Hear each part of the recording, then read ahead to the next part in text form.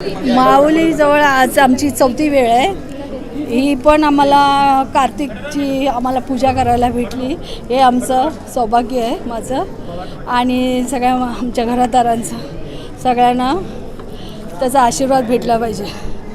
आणि एकच मागणं आहे, बळीराजाला आता पाऊस असं कमी पण आता झाला जास्त, खूप झालं आणि बळीराजाची शेतं बितं सगळी ती हे झाली. तर विठ्ठलाकडे एकच प्रार्थना आहे चरणी की बळीराजाला सुखाचे दिवस आणू दे आणि हा पाऊस बंद होऊ दे.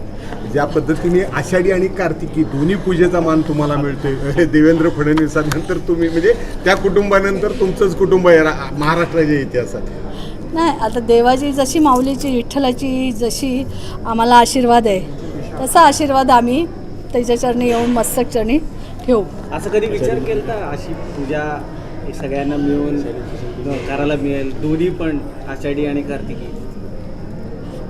मी तर बोलेन माझं सौभाग्य आहे विठ्ठलाने दिलेलं की त्याच्या चरणी मला दोन्ही पूजा भेटल्या आणि ह्याच्यानंतर पण असंच आम्हाला सर्व आशीर्वाद ठेवू दे आणि असंच राहू दे. आता निवडणूक साहेबांपुढे खूप मोठी आव्हानं आहेत, निवडणुकीची, महापालिका वगैरे सगळे एकत्र आलेत विरोधात. आता विठ्ठलच आहे ना, मग निवडणुकीचं कुठून आलं? तसं नाही, म्हणजे साहेबांना ताकद हितलं मिळते. चला बाई, साहेबांना ताकद विठ्ठल देणार, साहेबांना ताकद विठ्ठल देणार. ज्या आरती कार्तिकी पूजा आमच्या हातून घडली त्या आरती साहेबांना पूर्ण ताकद देणार देव विठ्ठली.